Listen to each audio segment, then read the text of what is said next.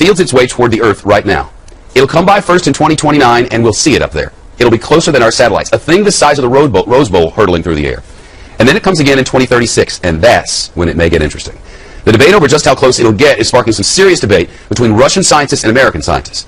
Here's a satellite picture of the thing. This is from, well, with this and, you know, this tells you nothing. But see it there? I don't know, that circly thing in the middle maybe?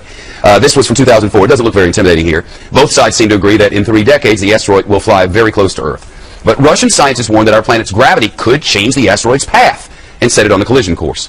NASA scientists say there is a minuscule, little bitty chance of that happening. 1 in 250,000. Better than winning the lotto, and somebody will. Joining us now, Michio Kaku. He's a theoretical physics professor at City University of New York, CUNY. He's also the author of Physics of the Future, and a new book coming out in about a month, and we'll tell you about that in about a month. So, good to see you. 2029, it flies by underneath the satellites. That's right. Mark it on your calendar. Friday the 13th, April 2036. That's the second pass. On the second pass, right. The first pass, like you said, it comes right underneath our satellites. You can actually see it whizzing right overhead. Wow. And on the second pass, it might actually be a nation buster. It'll take out Germany. It'll take out France, England. Not England. Or the entire northeast of the United States. Careful. It'll hit with a force of 100,000 Hiroshima bombs. Really? If it hits. If it hits, right. It's a catastrophe beyond human comprehension. And the head of the Russian Space Agency has said that the Russian scientists should think of some ways of deflecting it or handling this menace in 2036. What are we going to do? Shoot it with a laser? Well, everyone thinks we'll send Bruce Willis out there with the space shuttle. But the space shuttle can't even reach outer space. We're phasing it out, and the space shuttle only spins wheels around the planet Earth. It cannot even go to deep space. We need a new booster rocket to take us out there. Maybe China will build us one. Maybe, and then we have to nudge it out of the way. The farther it is, the easier it is to push it out with rockets so it'll miss the planet Earth. But it's something that we have to take seriously. This is the first major threat from a giant meteor or asteroid. Were it to hit us, do we know what it would do to our rotation around the sun and the spinning on the axis? Well, it will definitely affect the rotation of the Earth as it goes around the sun. The immediate impact would be a gigantic shock wave going out maybe 50 to 100 miles, then firestorms going out to hundreds of miles beyond that. Firestorms. And then meteorites raining back down on the planet Earth. So the devastation would be on the order of 500 to 1,000 miles.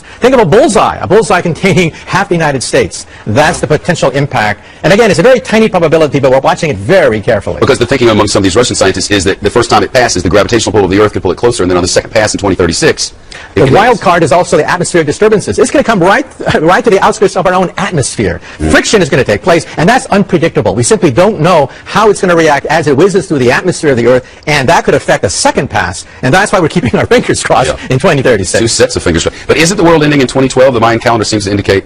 Well, if you look at the Mayan calendar, it actually says that it's cyclical, and we could be witnessing a rebirth. We should be celebrating then. And personally, I hope to be around in 2013. So don't sell the store, don't get divorced, don't ruin your life in 2012. All right, I'm sure some people will. News from the future. 2012 is going to be weird. It's great to see you. I'll see you in a month for that new book, right? Right, Physics of the Future, about the next 50 to 100 years. I can't wait. Interviewed 300 times. Now, here's the asteroid story. An asteroid the size of the Rose Bowl, more than 1,000 feet across, fields its way toward the Earth right now. It'll come by first in 2029, and we'll see it up there. It'll be closer than our satellites, a thing the size of the Rose Bowl hurtling through the air. And then it comes again in 2036, and that's when it may get interesting. The debate over just how close it'll get is sparking some serious debate between Russian scientists and American scientists. Here's a satellite picture of the thing. This is from, well, with this and, you know, this tells you nothing. But see it there? I don't know. The size of the Rose Bowl, more than 1,000 feet across, fields its way toward the Earth right now. It'll come by first in 2029, and we'll see it up there. It'll be closer than our satellites, a thing the size of the Rose Bowl hurtling through the air. And then it comes again in 2036, and that's when it may get interesting. The debate over just how close it'll get is sparking some serious debate between Russian scientists and American scientists. Here's a satellite picture of the thing. This is from, well, with this and, you know, this tells you nothing. But see it there? I don't know, that circly thing in the middle maybe? This was from 2004. It doesn't look very intimidating here. Both sides seem to agree that in 3 decades, the asteroid... Really delighted that we have such a wonderful turnout on this miserable day that will mark the Yankees' win of the first game of the series.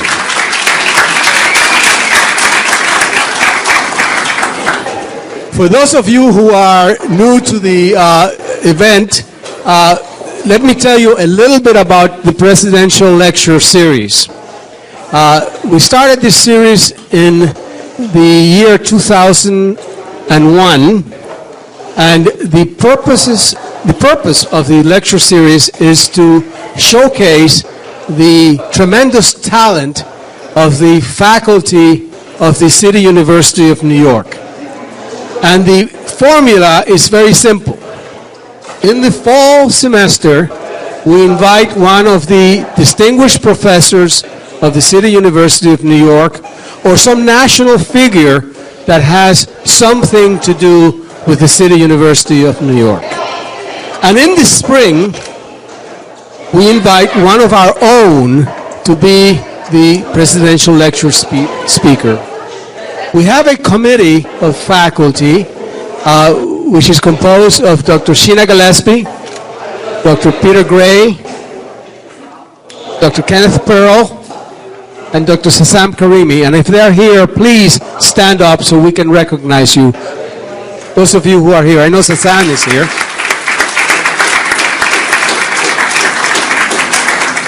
These are the individuals who bear the brunt of the consequences of asking the wrong speaker to come and speak to you.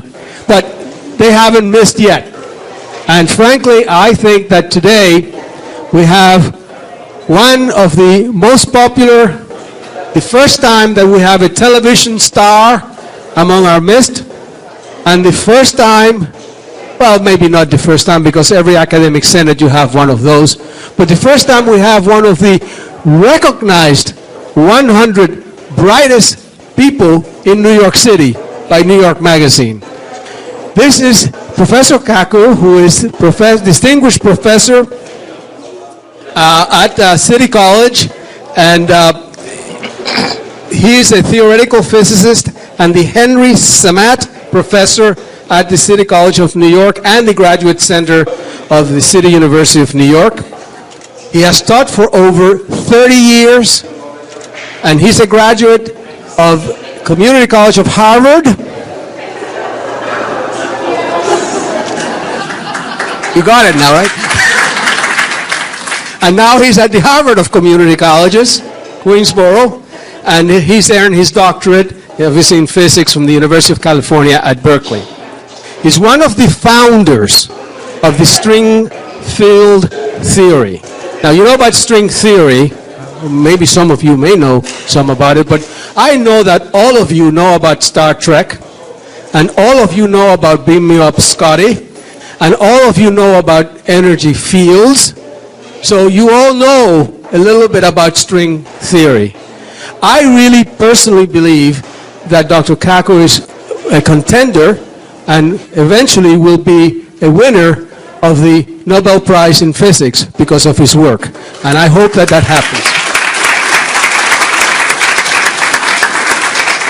You want to have the pleasure of seeing him in person today, but if you want to see him on television, on December 1st, he starts a new series on the Sci-Fi channel called, I'm sorry, I don't know the title of the series, but he starts a series on December 1st on the Sci-Fi channel, and I hope that you all see it.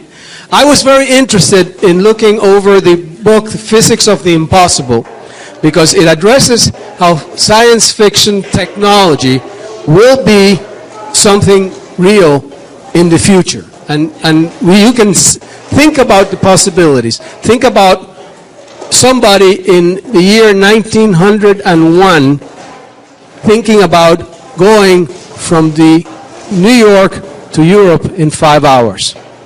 Think about the impact of technology, and I'm certain he's going to talk about all of that.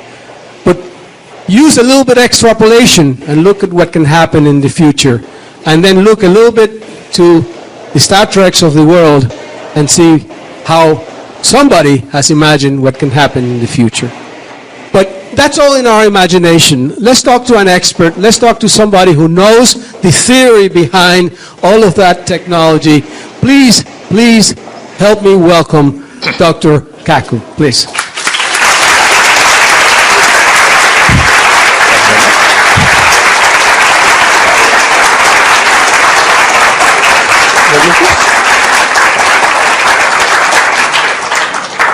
Thank you very much. After such a great introduction, I can't wait to hear the speaker myself.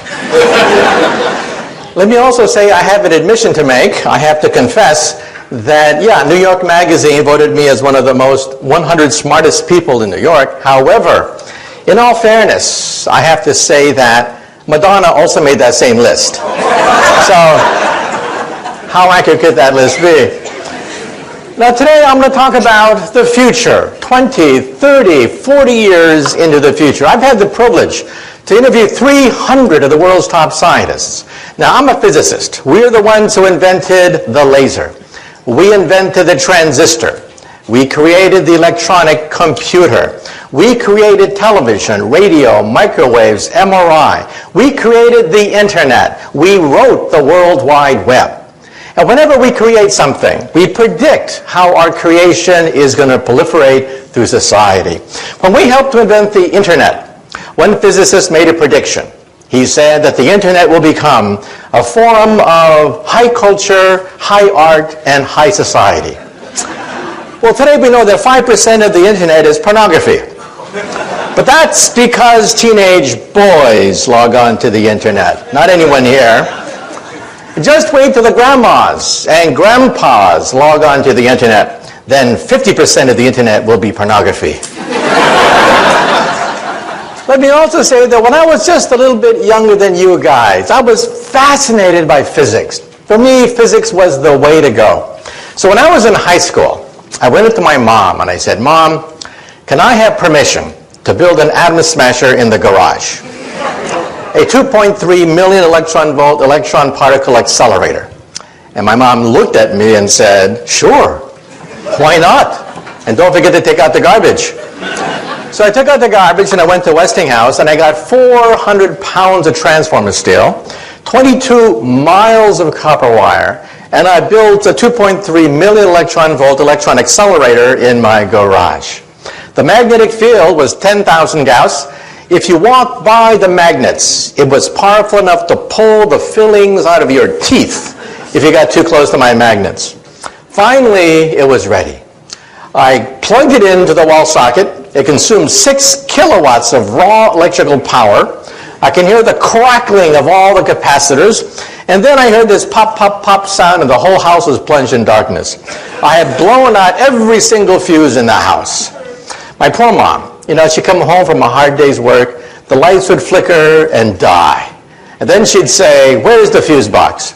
And then she'd say, "Why couldn't I have a son who plays baseball?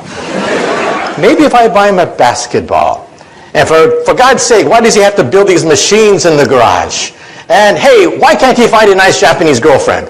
I mean, why does he build these machines in the garage?" Well, that machine got me into Harvard and began my career as a physicist. So today, I'm going to give you a guided tour of the future. However, there's a danger that sometimes we physicists know too much. Let me tell you a story and then I'll begin. Over 200 years ago, we had the great French Revolution. And one day there were 3 gentlemen about to lose their head to the guillotine. There was a priest, a lawyer, and a theoretical physicist, just like me, about to have our heads cut off. Well, they put the priest's head on the chopping block. And they asked him, "Do you have any last words before we cut your priestly head off?" And the priest said, "Yes, yes." He said, God from above, he shall certainly set me free." Well, all eyes were on the blade. They raised the blade. The blade came down, swish, and it stopped right before it hit the neck of the priest. Well, the mob had never seen this before. They were shocked. They said, "God has spoken. Let the priest go." And now let's see about the lawyer. Yes, the lawyer. Now the bloodlust was starting. Yes, the lawyer. They put the lawyer's head on the chopping block and they asked him, "Do you have any last words before we cut your lawyerly head off?" And he said, "Yes." He said, "Maybe the spirit of justice. Yes, justice and mercy. She shall set me free." Well, they raised the blade. The blade came down, swish, and it stopped right before it hit the neck of the lawyer. Well, this time the crowd went crazy. They said, "Let there be a national holiday. Today, God has spoken. Justice, mercy have spoken today." And now let's see about that theoretical physicist. Well, they put the physicist's head on the chopping block and they asked him, "Do you have any last words before we cut your head off?" And he said, Yeah, I got some last words.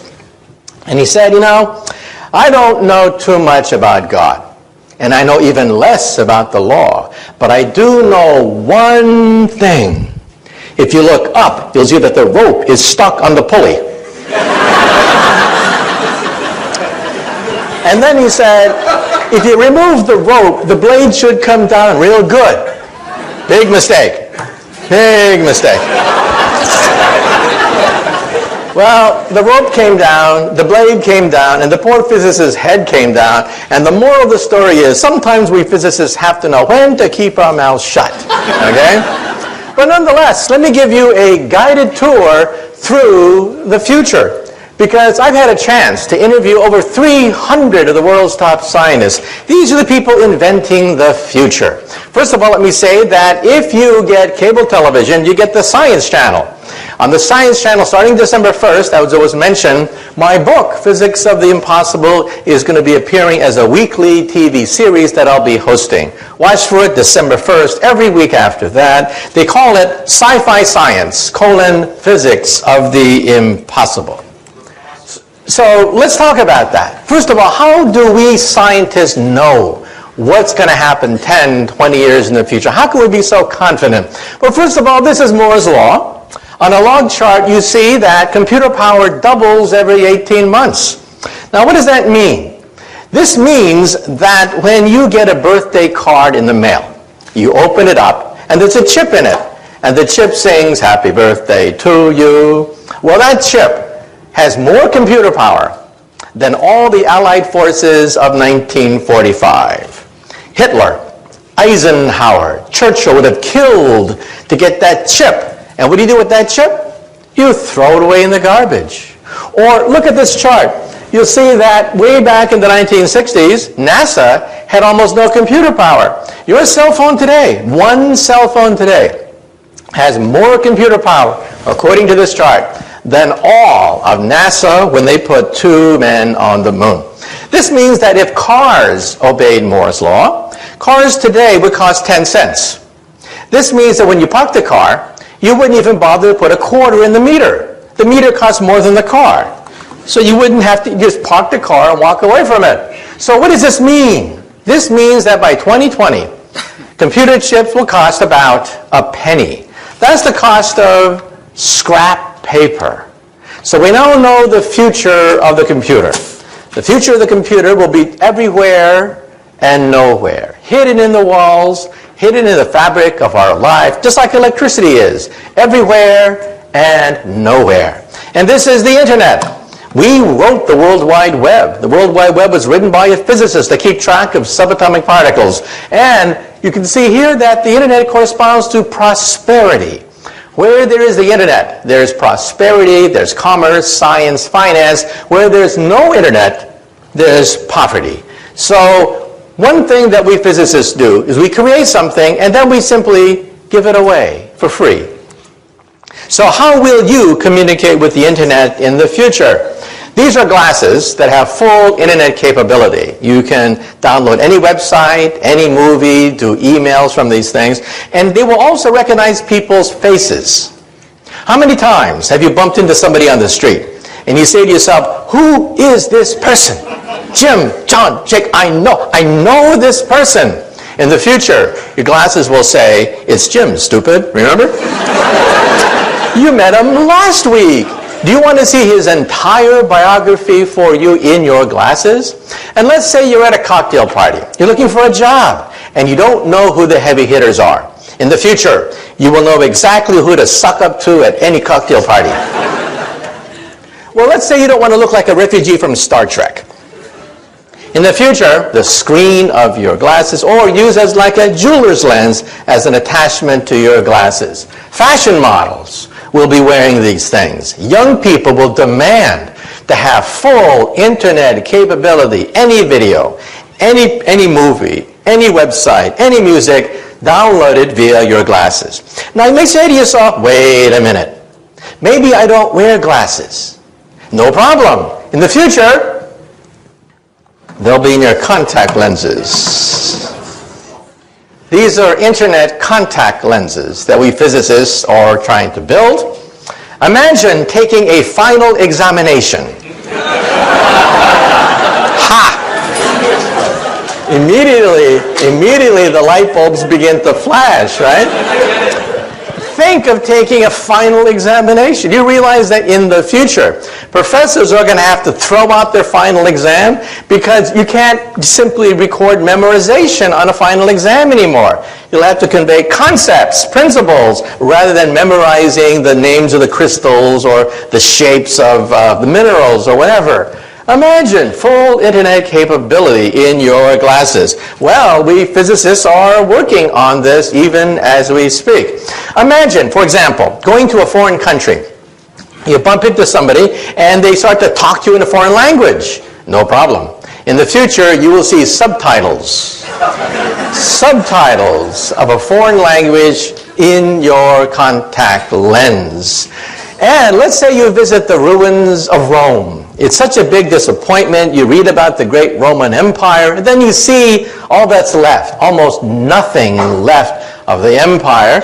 You go to the Roman Forum, and you only use imagination thinking of Julius Caesar and Mark Antony at the Roman Forum. No problem. Your contact lens will recreate the full animation of the height of the Roman Empire as you walk through the ruins.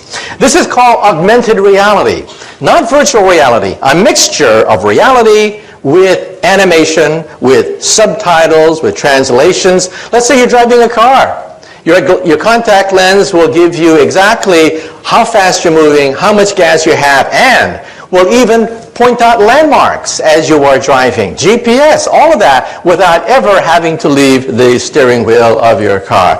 So this is what happens with Moore's Law. That computer chips will cost a penny, like electricity. They'll be everywhere and nowhere. When you walk into a room today, what do? You look for the light switch, right? The first thing you do is you look for the light switch. You assume the walls have electricity, even though it's invisible. In the future, when you walk into the room, the first thing you will do is look for the internet portal.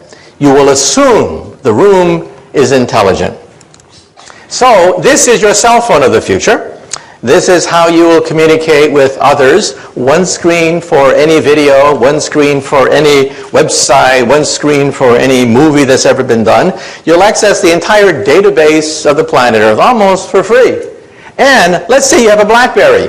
You know how tiny that BlackBerry's a typewriter is? Well, in the future, we'll have e-paper. You'll simply scroll out paper, which is intelligent, and you'll type on that sheet of paper. So your cell phone is an entire PC. In fact, it has more power than a supercomputer of today.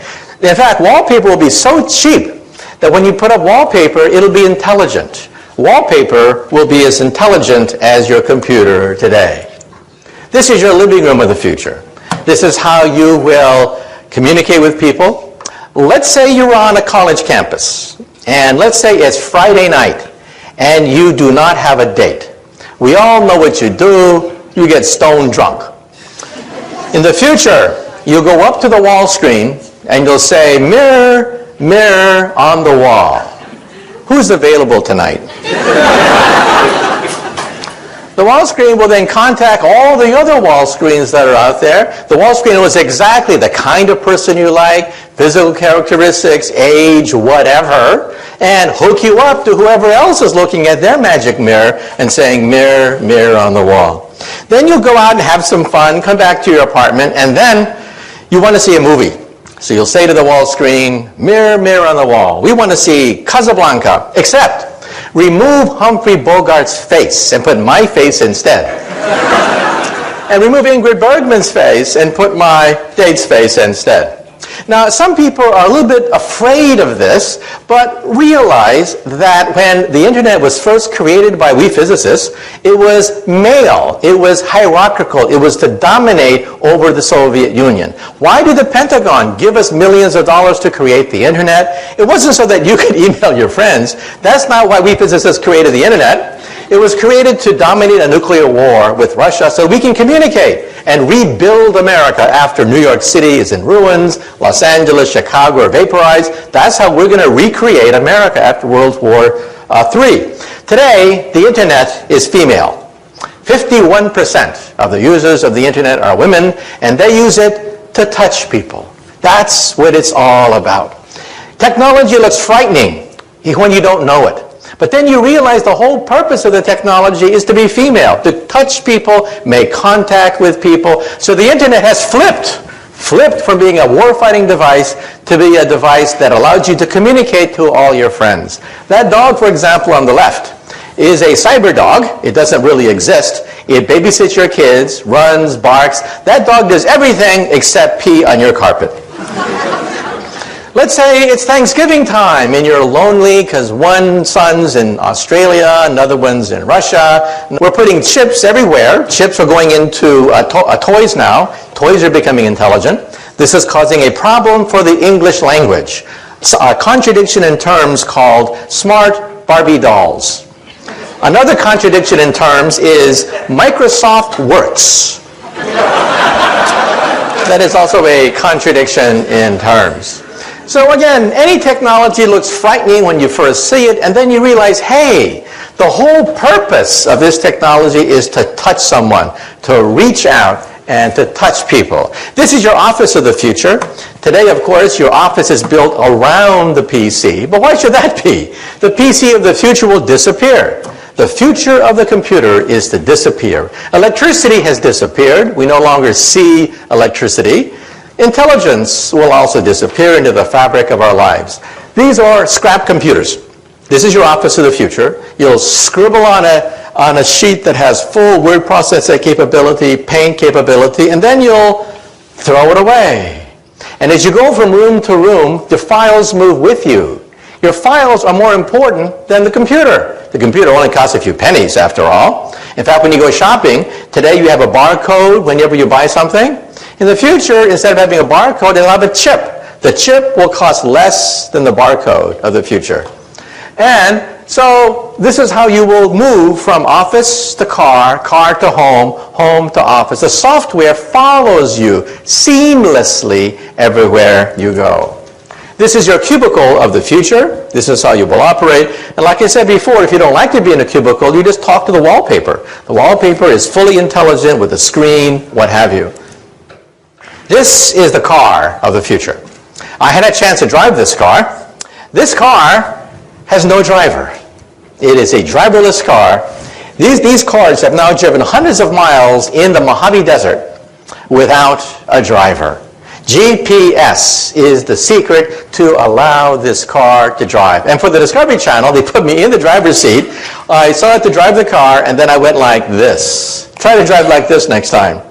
This means that traffic accidents could disappear from the English language. Traffic jams, traffic accidents could disappear as the cars literally drive themselves. And let's talk about health. Health is going to be turned upside down. First of all, when you go to the doctor, your doctor will be in your toilet. You'll go to the doctor 3 times a day. The doctor will analyze your body fluids, and it will tell you that you eat too much animal fat, too much salt, too much sugar in your diet. Isn't the future wonderful? Even your toilet will tell you that you have an unhealthy diet. Well, ladies and gentlemen, this could be the cure for cancer. Because today, if you feel something in your breast, it's too late. It's really too late. You have 10 billion cancer cells growing inside your breast. Surgery is required almost immediately. In the future, when you go to the toilet, your toilet will analyze proteins emitted from cancer colonies of maybe 100 cancer cells, not 10 billion, but 100, and tell you, oh, by the way, you'll have breast cancer in 10 years. Well, watch out, but no rush. And there'll be chips scattered throughout your bathroom, which will analyze DNA. How do I know this? Because my friends are building these chips. They're called DNA chips. Chips that allow you to scan DNA within a matter of minutes. So even as you're going to the bathroom, combing your hair, what have you, your bathroom is giving you a complete medical examination. And we now know that DNA is computer tape. Instead of zeros and ones, zeros and ones, zeros and ones, we have ATCG, ATCG. And we could read computer tape just like we read DNA. So how will we do it? Every time you blow in a glass, you leave DNA there. It will sample the DNA and scan for all your genes. I had my genome scanned. Most of my genes have been scanned, put on a CD-ROM, which I then showed to the camera. Realize that you will have this very soon. To have all your genes read today costs $50,000. Within a few years, it'll be down to $1,000. And perhaps in 10 years, it'll be maybe $100. This is your owner's manual. In your home, you have an owner's manual for your VCR, your iPod, your computer, your TV set. You have an owner's manual for everything except one thing, your body. This will be your owner's manual. In fact, when they scanned my DNA, they even told me where my ancestors came from 20,000 years ago. So I now know my family lineage out to 20,000 years. So what will it be like to go to the doctor's office? We will not only scan your DNA. If we find something wrong with an organ, we will replace it and grow another one. This is an ear, except it's made out of plastic. Plastic sponge that dissolves with time. We take some cells from your ears, seed it into this ear, and it grows. It grows, leaving a perfect ear. Then the plastic dissolves with time because it is biodegradable. Here's bone on the left, ears on the right. Today, we can grow bone, blood, skin, cartilage. We can grow noses, ears, blood vessels, heart valves. The first bladder was grown 3 years ago. The first windpipe was grown just a few months ago. And we will grow the first liver perhaps in 5 more years. So for you alcoholics in the audience, there's hope. If you can hold on for 5 more years, you may be able to have your own liver. So let's now have the first DVD where we're now going to go into the hospital of the future. What it will be like if we can grow organs by seeding it with cells? What will it be like if surgery is done in 3 dimensions? So let's have the first video from the Discovery Channel, a program that I hosted called 2057, 50 years from now.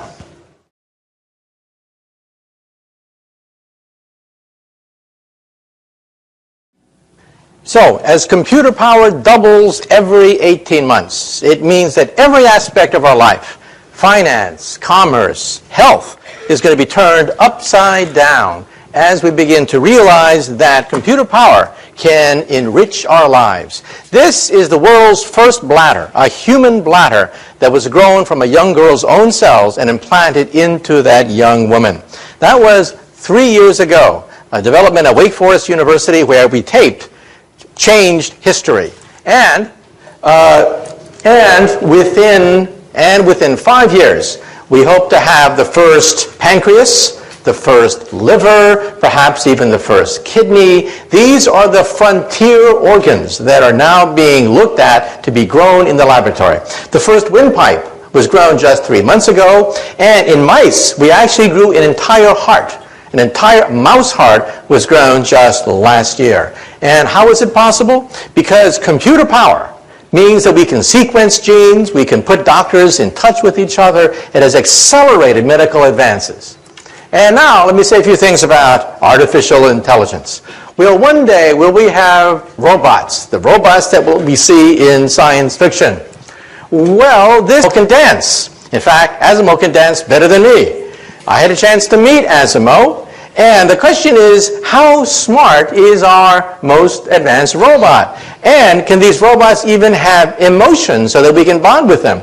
Let's have now the second video, where we will now go to Tokyo. We're now going to go to Tokyo and meet the world's most advanced robot. And the question is, well, one day, will they become smarter than us? Well, one day they put us in zoos and throw peanuts at us and make us dance behind bars? Well, let's conceive robots.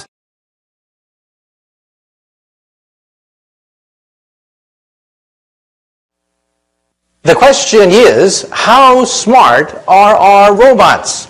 Well, one day, will they be smarter than us and put us in zoos? Well, first of all, here's the governor of California in a very bad mood. So, well, one day, will we have to deal with mad governors? Well, let's take a look at Asimo. You saw Asimo, the world's most advanced robot. How smart is Asimo? Well, let me tell you. Asimo is as smart as a cockroach. a retarded cockroach. A stupid, lobotomized, retarded cockroach. Asimo takes about 6 hours to walk across the room. Every movement pre-programmed. That scene that you saw took 3 hours. Took 3 hours for us to program every single move of that robot. So why is Japan spending so much time on these robots? Well, let me tell you a secret. Japan's population is the fastest aging population on Earth. They have very few young people. They have a lot of old people. These are future robot nurses. That's why Japan is spending so much money building robots. That's the future of nursing, not the future of human intelligence. However, in the coming decades, as robots get smarter, perhaps they'll be as smart as a mouse, eventually as smart as a dog or a cat. And then decades after that, maybe as smart as a monkey. At that point, I think we should put a chip in their brain to shut them off if they start to get murderous thoughts. But that's not for a while. That's decades into the future. We'll have plenty of warning. Plenty of warning. And in fact, for the Science Channel special that I'm hosting on December 1st, we went to all the world's leading artificial intelligence laboratory. And you can see how primitive our robots really are. Well, let's say a few more things that we discuss in the Science Channel documentary. Invisibility. Believe it or not, we physicists believe that invisibility is possible. We flew down to Duke University and we filmed the world's first microwave invisibility device. It'll make an object invisible to microwaves, and we went to Berkeley where they can actually now do it for visible light. Now there is a problem. If you are inside an invisibility cloak, you cannot see outside. It's only a one-way trip. Therefore, if you are inside the invisibility cloak, you need to punch 2 eyeballs so you can see outside. So from the outside, you see 2 floating eyeballs, or here, a floating head. So remember that metamaterials allows us to bend microwave radiations around an object, just like water flows around the boulder. If you were downstream from a boulder, you don't know that there is a boulder upstream. That works for microwaves, and at Berkeley and Caltech, on a microscopic scale, they showed that it works for visible light as well. So this means that in the coming years, coming decades, we may be able to attain full invisibility, just like you see in the movies, but we don't have it yet. Also, teleportation. Wouldn't it be great to simply zap yourself across the room, just like they do in Star Trek? Well, this is called quantum teleportation. And for the Science Channel TV series, we went down to Maryland, to the University of Maryland, where we actually photographed, with a TV camera, actually photographed an atom being zapped across the room. A TV screen lit up every time an atom was teleported from one chamber to the next chamber. Now, this, of course, creates problems, because if you're Captain Kirk, you have to die, you have to dissolve in the process of creating a copy of Captain Kirk over there. So who is that imposter over there? That imposter over there looks like Captain Kirk. He sells Priceline just like Captain Kirk, okay? So who is that person over there? You just saw him die, and there he is selling Priceline over there. It really makes you wonder, who are we? Are we just information? That information can be zapped from one place to another? And believe it or not, telepathy is coming faster than you think. We taped this again for the Science Channel special, 12 episodes, 30 minutes apiece, starting December 1st. Here's how it works. This is Brown University, where we have a stroke victim on the lower right. He is paralyzed. He cannot move. He cannot communicate with his loved ones. He is a quadriplegic, a stroke victim. On the upper left is a chip. They put the chip in his brain, shown on the lower left. You can see the dot where the chip is placed. You hook up that chip to a laptop.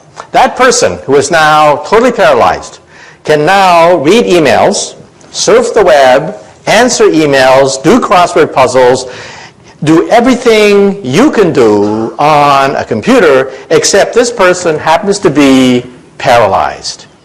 This means that in the future, you may want to simply communicate with the web by thinking about it. We can also use this technology, by the way. This is how it works, by the way. He's allowed to see the laptop. You see the connection on the right.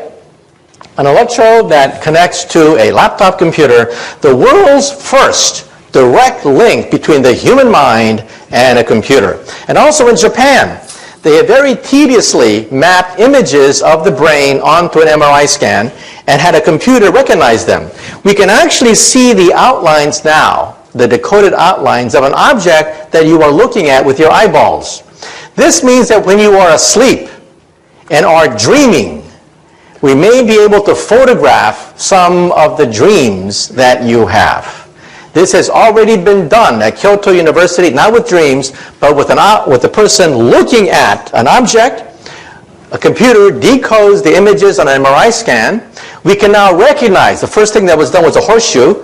You can actually see the horseshoe, the person's horseshoe that he's looking at via an MRI scan. But in the article, it says that the next target is dreams. Maybe one day we'll be able to record your dreams.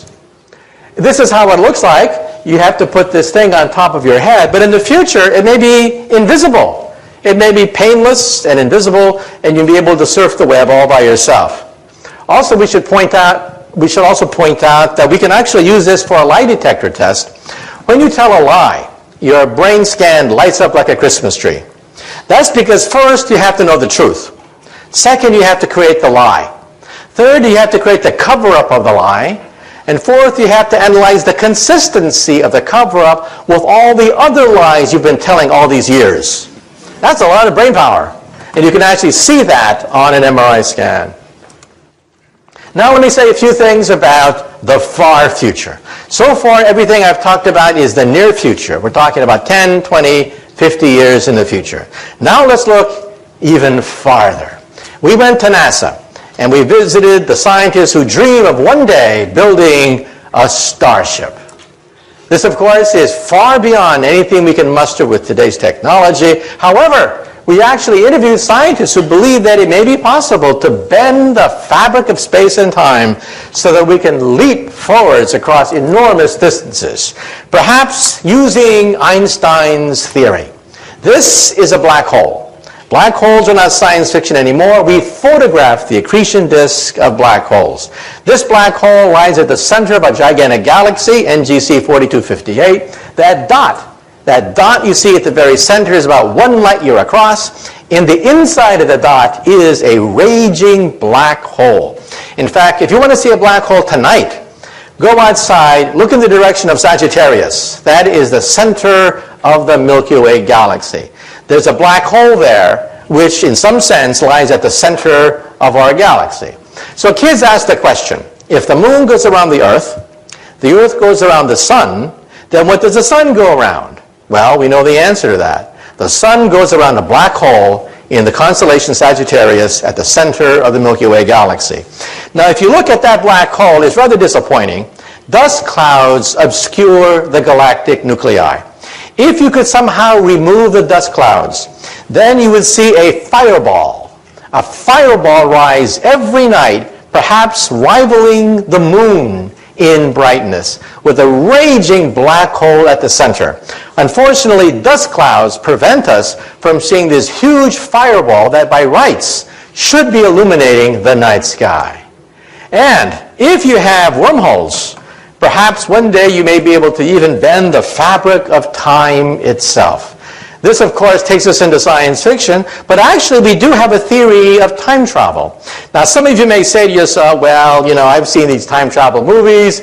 I know what happens if you go backwards in time and meet your teenage mother before you're born, and your teenage mother falls in love with you. Well, you're in deep doo-doo if your teenage mother just fell in love with you before you are born. Now, if you think you're so smart, let me give you the mother of all time travel stories and see whether you can figure this out. Let's see whether you're smart enough to figure this one out. The year is 1945. A stranger comes in from the darkness carrying a baby girl that he leaves at an orphanage. Well, the nuns find this baby girl. They don't know where the baby girl came from, so the nuns call her Jane. And Jane grows up as an orphan, wondering, who is my mother? Who is my father? Well, when Jane is 17 years old, She's a beautiful young woman, and then she has her first boyfriend. A drifter comes drifting into her life, but it was not meant to be. They quarrel. She argues with her boyfriend, and it's a very sad story. First, she finds out that she's pregnant. Her boyfriend has left her. She's abandoned and pregnant. She's rushed to the hospital 9 months later. She delivers a beautiful baby girl, but somebody that night breaks open the window of the hospital, kidnaps Jane's baby girl, and leaves in the darkness. Well, it's even worse than this. Jane is bleeding very rapidly. She's going to die. The doctors have to perform an emergency experimental operation. They have to change Jane into Jim. Well, Jim wakes up the next day with this huge headache, and he's told the bad news. First, the boyfriend left her pregnant, somebody stole her baby, and now she's not even Jane anymore. She's Jim. Well, Jim grows up and becomes a barroom drunk. Every time someone says, "Who are you, Jim? Where did you come from? Who was your mother or your father?" Well, finally, Jim one day is once again stone drunk at the bottom of a bar after a bar fight. But the bartender comes up to him and says, Jim, wake up. You see, I'm not really a bartender. I'm a time traveler. Come into my machine and let us find out who is this Jim/Jane. So they go back, way back into the past. So poor Jim, he doesn't quite know where he is in the past. But suddenly, he meets this beautiful 17-year-old girl. And it's love at first sight. But you know, it was not meant to be. They quarrel. And then Jim finds out that his girlfriend is pregnant. And then Jim says to himself, oh my God, history's repeating itself. This happened to me. Well, I'm going to make sure that my baby gets the best education possible. That night, 9 months later, Jim goes to the hospital, breaks open the window, kidnaps his own precious baby girl. And then Jim and his baby girl go back into the time machine. Again, back, way back into the past, until it is 1945. It is a dark and stormy night. Jim comes in from the darkness carrying his precious this orphanage. Well, Jim finally gets it together. Jim says, I want to be a drunk all my life. I'm going to join the Time Traveler's Corps. So Jim has many heroic exploits in the annals of time. Now Jim is an old man. He says to himself, I've had a good life, but I want one final mission. For my last mission in time, I'm going to go backwards in time, put on a wig, to impersonate a bartender. To meet a certain barroom drunk who just got into a fist fight because someone said, who are you, Jim? Who is your mother? Your father? Now for 10 points, who can tell me? Who is Jim's mother? Father, son, daughter, granddaughter, grandfather, great-great-grandfather, in the back. Yeah, Jane is a family tree unto herself. Can you imagine a family get together and they get into a food fight? And someone says, you did this to me. No, you did that to yourself. Okay? Well, we physicists think about this. This is a wormhole. This is what I do professionally. I work in something called string theory. I'm the co-founder of string field theory. And we think that perhaps the fabric of space and time can be bent. In which case, perhaps you just may be able to go backwards in time. However, the energy necessary for this is the energy of a black hole. So this is not for us anytime soon. However, 150 years ago, there was a gentleman in England, a mathematician at Oxford University, who wrote the first book on wormholes. Who was this professor of mathematics at Oxford University? Does anyone know the name of this Oxford University professor? His name was Professor Charles Dodson. He could not write under his real name because he was an Oxford professor. So what did he create? A pseudonym, Lewis Carroll. This is the world's first representation of a wormhole in the English language, written by a distinguished professor of mathematics at Oxford University who wrote under a pen name, Lewis Carroll. In fact, Queen Victoria was so enchanted by Alice in Wonderland that she wrote Professor Dodson a letter. Queen Victoria said, please, please, please, give me your next book, which he did. It was a treatise on higher mathematics that he sent to Queen Victoria, okay? So now let's say a few things. Some people say that, well, if this is for the future, let's talk about the future. A type 1 civilization has the power of an entire planet. They are a planetary civilization. They harness the weather. They can play with thunderstorms. They play with hurricanes and volcanoes. That's type 1. Type 2 is stellar. They consume the power of a star, like the Federation of Planets on Star Trek. Star Trek would be a very typical type 2 civilization.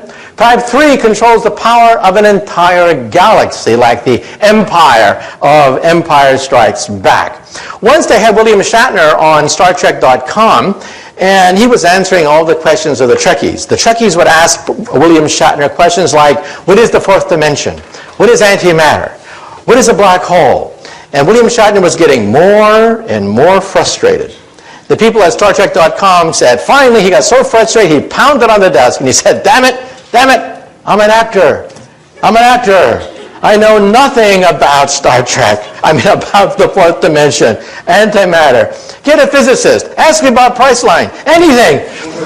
So they had me on later and I had to answer all the questions of a Trekkie. Well, Star Trek is a type 2 civilization. They can barely harness the power of a star. This is type 1. A type 1 civilization is planetary. In about 100 years, we will be a type 1 civilization. What are we today? We are type 0. We don't even rate on this scale. We get our energy from dead plants, oil and coal. This is type 2. Type 2 is stellar. They control the power of a star. They are immortal. Nothing known to science can destroy a type 2 civilization. Even if their mother's star goes supernova, they can simply leave or just move the planet. And this is type 3, where they can actually play with black holes. I once gave this talk in London at the planetarium there, and a little boy comes up to me, about, age 10, real pest. He comes up to me and he yanks on my pants and he says, Professor, you're wrong. There's type 4. And then I looked down on this little 10-year-old boy and I said to him, shut up, kid. Why don't you go play in traffic? There's a nice intersection over there. And he wouldn't go away. He just kept yanking on my pants and he said, Professor, you're wrong. There's type 4. And I said, look, kid, there are planets, stars, and galaxies. That's it. So any advanced civilization would have to be planetary, stellar, or galactic. And he insisted, you're wrong. There's the power of the continuum. Now, any Star Trek fans out there? What civilization harnesses the power of the continuum? The Q. Very good. Now, if you did not understand what just transpired, get with the program. Get with the program, okay? It's on every Tuesday night. Get with the program, for God's sake, okay? So one day, will we be able to harness this fantastic power, the power of the 11th dimension? This is my domain. This is what I work on. I work on string theory. We're going to begin to test the string theory starting next month. Watch for it. End of November, beginning December, they're going to crank up the biggest machine of science ever created, the Large Hadron Collider. And we're going to be able to test the periphery of this theory starting next month outside Geneva, Switzerland. It'll take years, of course, to analyze the data. However, let me also say that when we look at the Earth from outer space, we see that the Earth sits in this gigantic bubble. You see, our Earth also radiates. We radiate radio and television for 50 years. Surrounding the Earth, there is a sphere, 50 light years in radius, expanding at the speed of television, containing our finest cultural archives, the noblest achievements of the human creative spirit, like I Love Lucy, Leave It to Beaver, and now joined by the immortal classics, Beavis and Butthead, Part 2, and Dumb and Dumber, Part 2. And any star within 50 light years of the Earth will pick up our cultural emissions, and they'll be convinced there is no intelligent life on the Earth. So anyway, let me now wind up. A few years ago, I spoke at the Einstein Centennial, a great honor, but my favorite Einstein joke is as follows. When Einstein was an old man, he was tired of giving the same talk over and over again. So one day his chauffeur came up to him and he said, Professor, I'm a chauffeur, but I'm actually a part-time actor. I've memorized your talk. I've heard it so often. I've memorized it. So why don't we switch places? I will put on a mustache and a wig, and I'll be the great Einstein, and you can be my chauffeur and take a break. Well, Einstein loved the joke, so they switched places. So the chauffeur gave these talks all over the world, these fantastic talks with all the theatrical flourishes. Well, one day, a mathematician in the back asked a very difficult question. And then Einstein thought, oh, the game is up. But then the chauffeur said, that question is so elementary that even my chauffeur here can answer it for you. Okay, thank you very much. Thank you very much. It's been a great audience. Thank you. Thank you.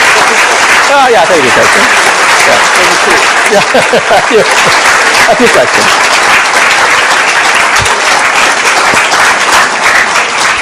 Wonderful, right? Really wonderful. Dr. Kaku will take 2 or 3 questions because the time is short. So, you have a question. What was the anti-aging technology Let me say 2 things. I have a whole chapter in my book, Visions, about the aging process. First of all, if you go to a drugstore, you see all this advertisement, anti-aging this, take 10 years off your face, 10 years that. How can the FDA allow all these fraudulent claims to being made? So I actually interviewed an FDA official. He said, the Food and Drug Administration can only monitor things that penetrate the skin. Medicines that penetrate the skin. Anything that does not penetrate the skin, they cannot monitor. But then, if it doesn't penetrate the skin, it doesn't work. So in other words, you can only lie through your teeth as long as it doesn't work. Let me repeat that again. According to federal law, you can make any statement you want about take life, take 10 years off your face, whatever, anything you want, as long as it doesn't penetrate the skin, as long as it doesn't work. Now, let me tell you the science. We went to MIT and we interviewed the discoverer of a rather important gene that's creating headlines. Oprah Winfrey devoted a show to it. 60 Minutes devoted to a show to it. It's called SIR2. It is a gene and a protein that seems to mimic caloric restriction. Now, there's one and only one way of multiplying the lifespan of an organism, all the way from yeast cells, spiders, insects, mice, rabbits, dogs, cats, monkeys were analyzed, and the results came out front page of the New York Times about 2 months ago. If you starve yourself and consume 30% less calories, you live 30% longer. Now, how many of us want to starve ourselves? But the genetic mechanism of that is gradually being worked out. It turns out that the human body, or any organism, has 2 choices. One is, if you undergo famine, you have to hunker down, eat less, lower metabolism, and just ride out the famine. The other one is consume all you want and have children. So a body has 2 choices. Animals mostly suffer famine. Famine is a normal state of most animals. So animals do this all the time. They hunker down, eat less, reduce metabolism, and ride out the period of famine until they can gorge themselves and have children. Well, you found the gene, SIR2, which actually mimics that behavior without having to starve yourself. Now, is it the fountain of youth? I interviewed the guy who discovered it, and he said, no. Don't believe the hype. However, he said, once we do find the fountain of youth, it may be part of it. So the point I'm raising is we're now working out the genetics of the aging process. Did you know, for example, that some animals don't die? Crocodiles, alligators, flounders, they just keep getting larger. They don't die at all. They're just as vigorous at 70 as they are at 5. So how come your textbook says that the crocodiles die at age 70? That's because the zookeeper died at age 70, okay? Crocodiles just keep on going. They have no known finite lifespan. They simply get bigger. So in the animal kingdom, it's not necessary to die or age. They just keep getting bigger. That's why you don't see gigantic crocodiles, is because they die of starvation, accidents, or disease. But they have no finite lifespan. So it's not necessary to die. They're just as vigorous with no aging. So the short thing of it is, A, it's still a long ways to go. However, B, we scientists are now seriously looking at the possibility of retarding the aging process. We do not, I repeat, not have the fountain of youth. However, as one scientist said, I regret the fact that my generation may be the last generation to die. Well, I think that's an exaggeration. I think people will be dying for quite a while into the future. But it does mean that real progress is being made in the aging process, which is something I could not have said a few years ago. How about you? Your desire to prove Einstein's theory correct. How close are you? Well, we want to go beyond Einstein because Einstein's theory breaks down at the center of a black hole and at the instant of creation. Einstein's theory makes no sense whatsoever. We need a higher theory. The only higher theory which includes the quantum theory and Einstein's theory is string theory. It is the only game in town. Some people say, well, if I don't like string theory, give me an alternative. And the answer is, there is none. It is the only game in town. You either work on string theory or you just work in the wilderness. So next month, we're going to begin to crank up the Large Hadron Collider. Now, the Large Hadron Collider will not eat up the Earth, as some people claim, because every day, cosmic rays from Mother Nature, rains radiation on the Earth more powerful than anything we can create with this pea shooter called the Large Hadron Collider. So we're going to begin to test the periphery of the theory. The theory itself is too difficult to test directly, but we hope to find indirect proofs by looking for what are called sparticles. Sparticles are superparticles, a new class of particles that we hope to create with the Large Hadron Collider. And again, it'll take a few years to analyze the data, but the machine will be cranked up next month. By the way, I just spoke in Texas last month, and the people in Texas know that they had the Super Collider to be built outside Dallas, Texas. The Super Collider was to be 3 times bigger than the Switzerland machine. So how come it's not based in the United States? How come we have this brain drain to Switzerland? Well, it's because in 1993, there were cost overruns on the Super Collider, and in the last day of hearings, a congressman asked a physicist in the last day of hearings, quote, "Will we find God with your machine?" On the last day of hearings. Everything hinged on this one answer. So the poor professor of physics said, "We will find the Higgs boson." At that point, you could hear all the jaws hit the floor of Congress. $11 billion for another goddamn subatomic particle. The vote was taken the next day, and our machine was canceled. And that's why we have this brain drain to Switzerland right now.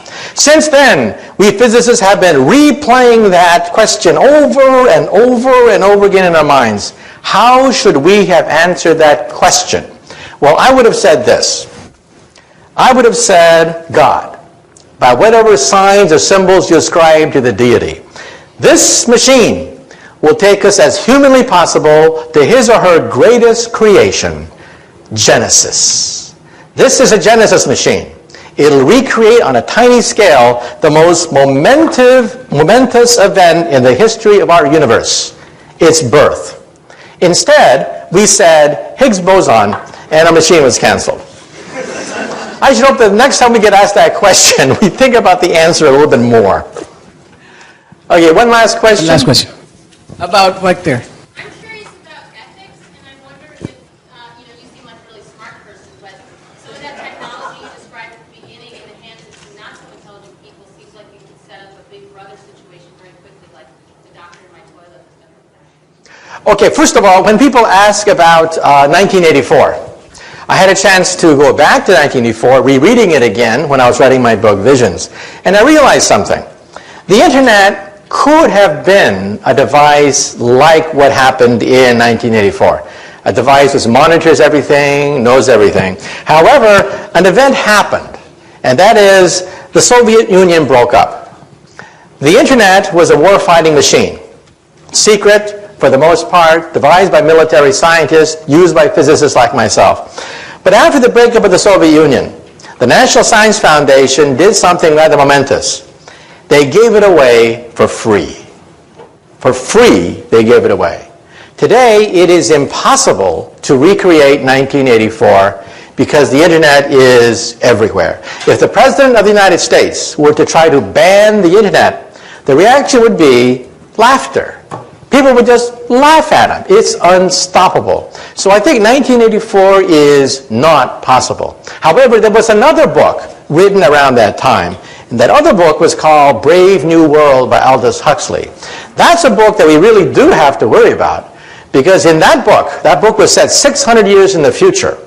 In that book, they have cloning. In that book, they have drugs everywhere. In that book, they have the stratification of the human species. In that book, well, we have about 80% of that book today. Forget 600 years in the future. Welcome to the Brave New World. So we do have to worry about some of the ethical questions raised in Brave New World. But as far as the problem of computers, the problem is not Big Brother. The problem is Little Brother. Every nosy busybody can get on the internet and finds all sorts of information on you. And in the future, if someone wants to find out about who you are, they'll go to your barbershop and get some of your hair follicles and sequence your entire genome. This means that the National Enquirer, instead of getting photographs of Brad Pitt, will have his entire genome read by getting some of his, his hair, and it's going to create a huge problem of genetic privacy. Today, if you have a matchmaker, one of the principal purposes of a matchmaker is to look for hidden diseases inside your family tree. Well, in the future, all a matchmaker has to do is go to your barbershop and can find all sorts of genetic diseases inside your family tree. So genetic privacy is going to be a problem because DNA sequencing is so advanced, and it only costs a few $100 to analyze every single gene in your body. Okay, well, thank you very much. Thank you very much. It's been a great crowd. Thank you. Thank you.